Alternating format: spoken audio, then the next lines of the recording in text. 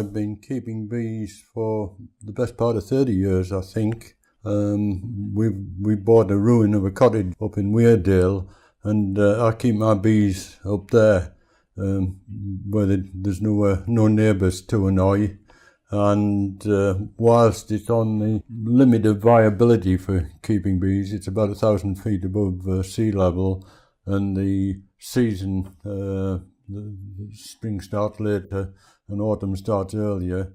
If we do get a good summer, it's ideal conditions for bees because there's no arable crops, it's just hay meadows, there's no fertilizers used, no insecticides used, so you get some really good honey, and indeed my honey tends to win first prize at all the local agricultural shows, not because I'm a decent beekeeper, but because the foraging for the bees is ideal, plenty of wildflowers.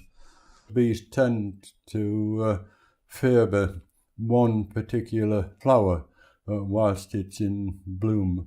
They don't spread themselves over the whole of the flowers that are out. They home in on one particular species, and once that stops producing nectar, they'll find another species and home in on that one. The weather plays such an important part at the top end of the dale that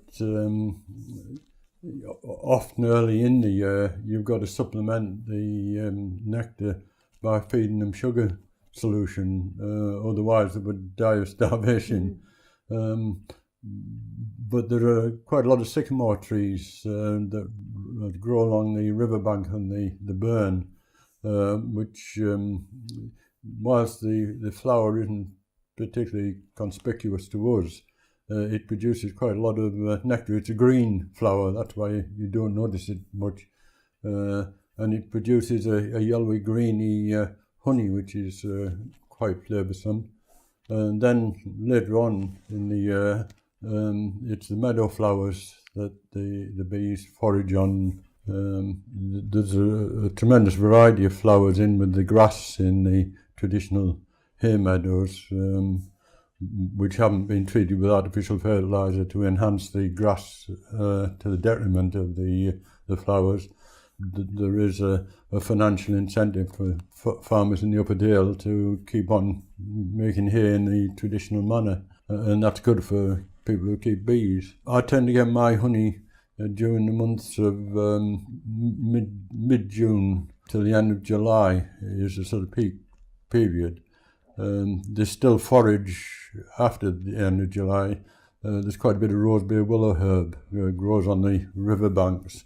And I'll see the bees on that. But the honey that I get after the end of July, I tend to leave on the hives to see the bees over the winter. Some people take all the honey off and then start to feed them with the sugar solution to give them enough stocks for the winter. But I think natural honey is better for them, and as I said, we're on the verge of viability over there, so you don't like to take too many liberties. You need to give the bees the best chance that they can.